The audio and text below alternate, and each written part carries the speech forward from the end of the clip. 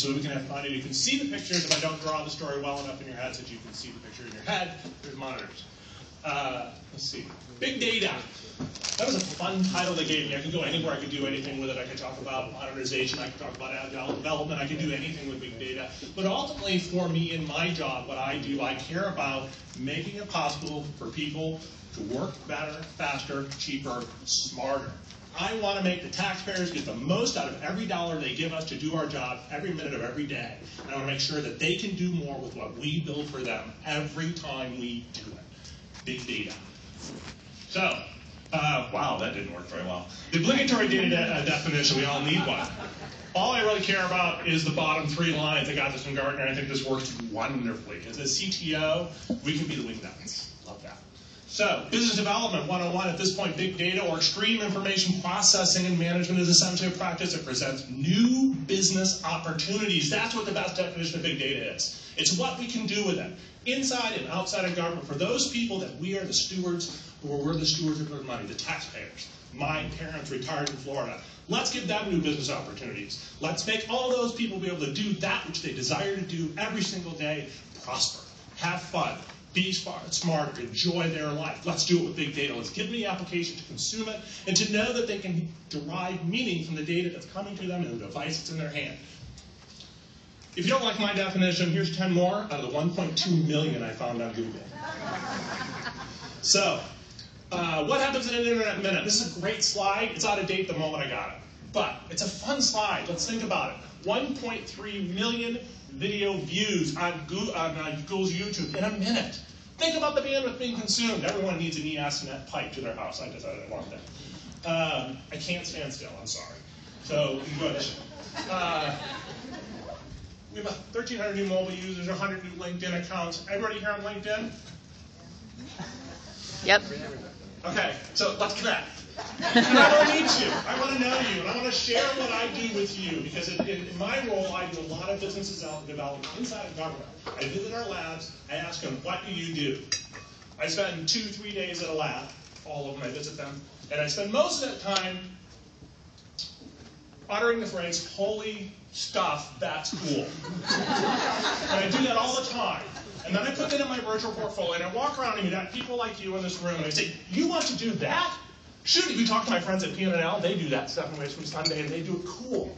They do it in a way that everybody can use, and you don't know about it. The taxpayer paid for it. They don't even know it was made. Let's bring it to those people. It's big data. So, what else is out there? Facebook. We know what that is. Some of us are afraid to use it. I use it because I was told to get on it by my wife and kids and things like that. So this is a great comic. And again, my text isn't working, but we'll deal with it. Interesting. So one of the big things about Facebook is the amount of data that's created on there every single day. 250 million people interact with Facebook's page from outside the official website. I want that. I want my content, the stuff I do, in your hand, not on my website. I want you to be walking around in a store trying to buy a refrigerator, standing in Best Buy and be able to access the appliance standards database, which we have, put it against efficiency information, make a purchase decision, and look at that right at that point of sale, and then go, hey, I can buy it right now. And then, if you really want to tell people, let's turn around and have it tweet it, let's have it Facebook it, let's be competitive in our purchase ability. Why not? I got that data. It's at DOE, but it never sees the light of day. It sits in a file cabinet. It sits on a 5.25-inch disk, which I've got a few for cup holders if you want. So we want that. That's what we want. That kind of data is being created. By the way, this comic by Facebook is so great. If you've never seen it, go find it. Avoid the Bay of Flame. So what else is big data? I thought about this. Mobile devices. We all have them. We've got one phone, right? How many have 2 phones? How many have a tablet? How many have 2 tablets? How many have 3 tablets? My 4th tablet's in the hand of my wife back there, who's my media coach. So the point is, we have all these devices. All these devices not only produce data, they're sensor devices, they're data acquisitions. We push information into our devices every moment we use them. It knows where I am, it knows when I am. If I'm installing a solar panel on my house, my phone is able to tell me the inclination of my roof, is able to tell me how much potential solar energy I can get from my roof. And we're looking at ways of doing siting applications that enable people to say, this is my opportunity. what I could put on my house in Alexandria, Virginia. I want to mash that big data, put it in the hands of the people when they want it, where they want it. And incidentally, my phone also has an accelerometer, so it knows when I fall off the roof how fast I fall. There's some, all these slides are chock full of rich, important information that I think you'll find interesting. I'm not going to spend much time on that. One thing I did find on mobile data recently is that nearly 30% of U.S. consumers have unlimited data plans on their phones, on their smartphones. Think about that. How much data you consume. On my home network, I consume nearly 500 gigs of data a month. Comcast hates me. Okay, so we've got a few slides here where we're going to get into some of the things we do at the Department of Energy, and I had a chance to meet Jim from USDA, he's in GIS, and I had a chance to meet Howard from Treasury. And we had some time to kind of talk 22 microseconds about what we do, but I want to show them some of the things we do at DOE where we do interesting things. Data discovery, lots of big data out there. People can't find it. Where do you go? Data.gov, great, but you know how hard it is to load up a data set into any of the organs of data.gov? It's a phenomenal website, but it's actually particularly difficult. Well, guess what? There's 591 data sets, 5 apps, and 35 mobile apps on energy.data.gov, a phenomenal website. We've been working on it for a year, love it. Department of Energy, Office of Energy Efficiency has one called OpenEI. We built it as a Wikimedia community to acquire, consume, curate, and distribute data. Some ways that I describe it, it is a railgun, a magnetic railgun. I take a data object, whatever that may be, and I put it in there, and I fire it out to any place it needs to be, not at my website. I don't want to put ads on my website. I don't want you to come to my website. I want you to come to my website only in so much that you want more for where you go. Your business, your agency. Take my stuff, please. I don't want to be the best website in government. I want to be the best content producer that makes your website better. Your customers need what I have. So, OpenEI has 811 data sets. Let's keep going. Anyone heard about the National Geothermal Data System? It's a sub-internet being designed, developed, deployed for geothermal data. It's going to take handwritten well logs from a geothermal scientist, which, by the way, I found out there are two kinds of geothermal scientists. There's clumpers and splitters. I'm a splitter, is what I've been told by the guys. So, anyways, these guys are out in the field. They've got their hats on and they're hitting rock. And then they take and they draw a hand-drawn log of where they are in their data. And they're able to submit it into a data discovery engine.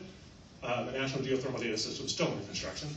And then we're able to discover it. Additionally, all the other geothermal data assets that are available, whether they're proprietary or open, are intended to be discoverable via this. And there's some argument. I don't want to show my private data to my competitors. You don't have to. Just make it discoverable. If they know it exists, so what? They can't get it, you've locked it down. But what if they do want to do a business deal? They want to come to you and want to find a way to make money in a partnership. Grow, innovate, not iterate. Let's do something different. I've got some data, you got some data, let's get together and make something new, and I'll make a deal with you. Why not? Let's build a discovery engine that enables them to do this. Again, sub-internet. One of the big wins with the National Geothermal Data Center, it's been designed to be open source. It's a nodal infrastructure deployment. Micropayments, all of that, 100% open source. I got another one for education, but we'll go on that another day. So, all right, staying on task here with locked up slides. All right, bioenergykdf.net. Here's what I'm talking about to my friend Jim over there. The bioenergy website is a visualization website. I talked to the person who runs it today. Originally, I thought there were 1,400 spatial data sets. She tells me that she's now over 4,000 spatial data sets for bioenergy data. The goal of this website is to enable you to consume, mash up massive scale bio data and to be able to perform analysis. It enables you to all do your jobs better, provide information to your constituents. It's the basic bullets here: share, contribute, associate, analyze, visualize, and ultimately collaborate. I want us to work together. I don't want to sit in my office at my Herbert Hoover era desk that my grade guarantees I get and do nothing. I'm going to get out of my desk, I'm going to come to meetings like this, I'm going to meet you, and I'm going to talk about what you do. Almost everybody I talk to, I say, who are you, what do you do?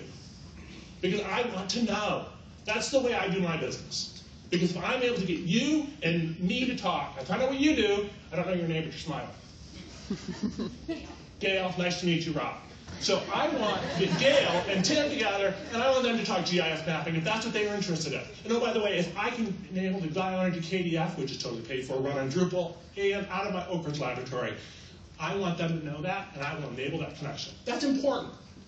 That big data consumption capability, to take all the data that we create every moment of every day and put it in the hands of the people that want it. What am I doing specifically? Some of my pet projects. So we talked a little bit about Facebook and all the social data that we get. Twitter, I'm on there. Flickr, there. YouTube, whatever. We're collecting all the social data. Department of Energy, we fire up communication. News alerts, press release, not so much in marketing communication, kind of a different engine. So what we don't do, we fire it out into a void. No one's asking, did they actually care? Anyone here know what sentiment analysis is? Anyone here think that getting that done for any one campaign isn't cheap? No. I'm about to deploy an engine for the Department of Energy, my office, EERE, to do it real time for any social public feed that is out there. For any word, any campaign, any search query I want to do, I can define the criterion by which how I measure positive, negative, neutral of a term. I can apply smart tags. It is a little bit labor intensive to apply those, but I'm able to give us pseudo real-time measurement of the stream of consciousness of any subject matter that I query. And as I'm sitting at a conference on my cell phone, I can look up that query and take the time to say, that's what I'm interested in, run the query, put it in a widget, which is on this dashboard, internal in my firewall, and be able to run real-time analysis for my communicators, my PR folks, my marketing communications folks, making it possible for us to be better, faster, cheaper, smarter in how we do our business, mashing up this fire hose of data coming from the social internet that we might be looking at while we're at a computer in a conference. All right, so the last thing on this page, and then we'll skip ahead a little bit and we'll show you something interesting. So the visual patent search tool. One of the challenges I inherited was I inherited a tech transfer enterprise that has 27 different tech transfer websites across the DOE enterprise. That's a nightmare. I got one good website out of it that built this incredibly powerful back-end engine. Love it. Wicked cool stuff. And I said, here's your problem. You've got market summaries, about 300, 400, 500 of them, that are great, but that's all you do. And then you've got a patent database that says I can browse by keyword to see which patents I want to try to potentially license out of the lab infrastructure of the Department of Energy. And my problem was the likelihood of someone coming in and putting wireless spread spectrum telesensor chip with synchronous digital architecture as their search term and finding that patent, 0. So I looked at my PI on the project and I said, here's what I want you to do. I want you to make patents sexy. So he goes away, and this is the guy at Emerald who I think is brilliant. Most of the people at my labs that I meet, I say, you're brilliant. And so he goes away, and he collaborates with the Pacific National Northwest Laboratory, Canada. And they come back to me 4 months later and say, we built a taxonomy for your 16,000 plus patents. I said, now that's cool. And we've applied a heat map search engine to it. So now you can walk into a room, and it was designed after I got my hands on it. I said, wait a minute, that's cool. I said, what we wanted to do, I want to be able to put a 4x8 sheet smartboard in Dulles Airport. So I'm walking up that long corridor from the train on C Terminal. We've all done that. Wishing we wore roller skates. I want someone to be able to go, oh, I'm interested to see what the DOE's done. Energy, storage, batteries, lithium ion, and to see not only the patents that we've built from there, but the marketing summaries have been written on. I can search by the inventors. I can search by the laboratories. I have a version of this for my internal capabilities that enables me to search and look at the ratio of those IPs, or that IP, to all the other domains that have been created. So I've done that for 16,000 patents. That's not big data, but it's interesting. Think of all the words. Oh, by the way, we did it with the natural language process. Big bags of words doing the analysis. The next step for that is we're putting our software into that taxonomy, into that search engine. Software is IP. How many agencies build software? Every day. How many of the people, your constituents, your taxpayers, your customers, can find that software and know how to get it, how to license it, how to use it? Not enough. My goal, my job, is to make it so all of my customers, wherever they may be, can find that piece of software, potentially make a business out of it. Go to my labs, license it. If you have to pay for it, great. I'm happy to generate revenue for the laboratory infrastructure. But additionally, if it's free, which most of them are, make it possible for them to find it. Next step after software, we're going to start putting in projects. All of the thousands of projects that my office does, natural language processing, put them into the taxonomy. Give you visual search capabilities on that. So now I've got projects, I've got software, I've got patent IP. The next step after that, if I know software and I know patents, and I think I do, all the data that goes into that software, we're making a leap here, all the data that goes into the software, if the software is applied to a taxonomy and into the bozos buckets, what if I said, wait a minute, the data could generally be applied the same way? Am I starting to put data into taxonomy? Whoa, wait a minute, now I'm getting close to that brass ring called the energy data ontology, which everybody I talk to said, I will be worm food before that's created. I look at it and I say, bullshit. So we want to do that. That's the goal. I want to make it possible for Harriet Homeowner to super scientists, Nobel laureates to come in and find what they're looking for. Go energy, batteries, lithium ion, and see all of my IP, not just patents, software, projects. I want them to see everything we do in my office by touch. That's one of my goals there. Sorry. So we're going to skip ahead. They're telling me I'm running out of time. So lots of interesting stuff. They've got a video queued up. It's a vision of the future. I spent a lot of time in our labs. P&L, nice place to go. Great pizza shop. There you should go. So there's a thing here called precision information environments. What you're going to see is a video on YouTube, 4 minutes, 39 seconds, that is entertaining, it's enticing, it's a vision of the future of how a forestry service might combat a forest fire. I want to tell you that everything I see here in terms of technologies is real. P&L has showed it to me. Not all that's in the field, some of it's extremely expensive to do and implement, but it's all possible and it's real. So if they'll run that video for me. Come on. Everything in front of it. If the AV room will run my video, I'm running out of time.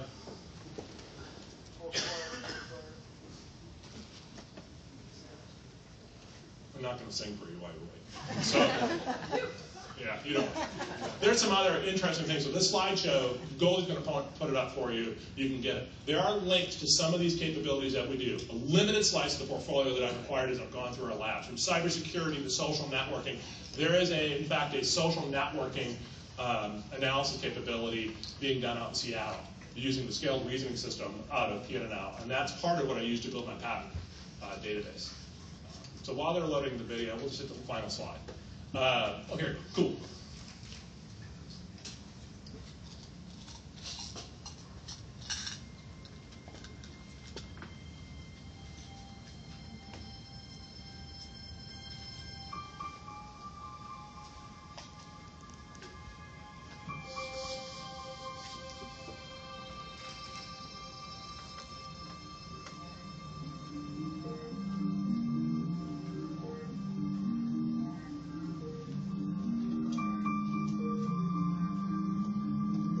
One of the things I want you to take away from this is data mashup. This is big data. The data streams that are being brought in to produce this video, to bring in this content, is important. The ability of this worker at her desk to be able to mash this data streams up, to be able to bring them onto devices, put them to her other desk, to be able to mash them up and actually have the machinery understand who she is. She's looking at media streams, she's looking at time frames for when the fire's going, how she's going to dispatch services to fight the fire in pseudo real time.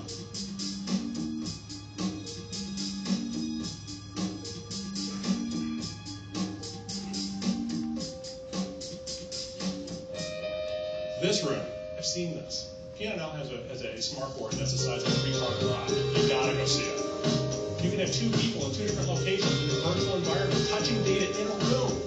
And we can both interact with it through a clear screen, see each other. They broke apart an Xbox to do that. That's using the network. Again, they're mashing up data. Climate, atmospheric, biodiversity data, it's all being mashed up into these interface environments to make it possible for us to do our jobs. That's important to me. The problem I have is that actors don't know about this. They don't see this cool stuff. It's my job to put it out there and say, you can do this too. Like hospital crap, you can do it.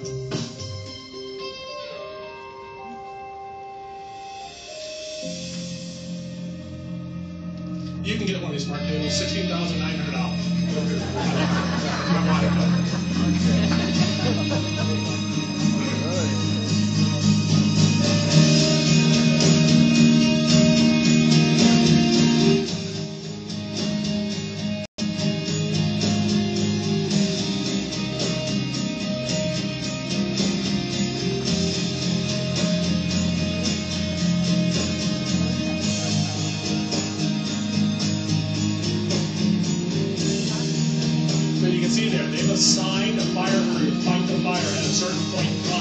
the smart table to do it.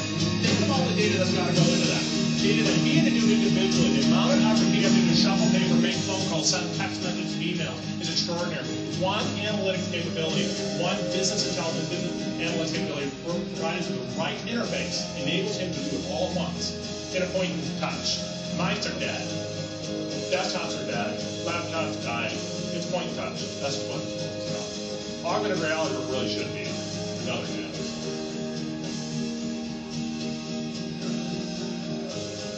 Next part I'm a little afraid of. Thankfully, he's not driving the car. Because no, he's looking at the data on his windshield. I think there's some rules against doing that. But the point is, he stopped. And so draws his map. Wouldn't we all like to see our map? But it was stopped when he did it. Somebody harangued me about that, so it doesn't fun. Okay, so that's precision information requirements. So let's see here. There's my final slide. Get the data, mash the data, understand the data where and when you, as a producer, or you as a consumer, or my 76-year-old father who's retired is. I want him to get this data. I want him to enjoy what we do, to enjoy the benefits of the taxes he pays every day to support me, to be able to come here and do this wonderful kind of stuff. If you really want to know, there's my contact information. Find me. All I want to do is come talk. I want to meet you. I want to know what you do. Thank you. Big round.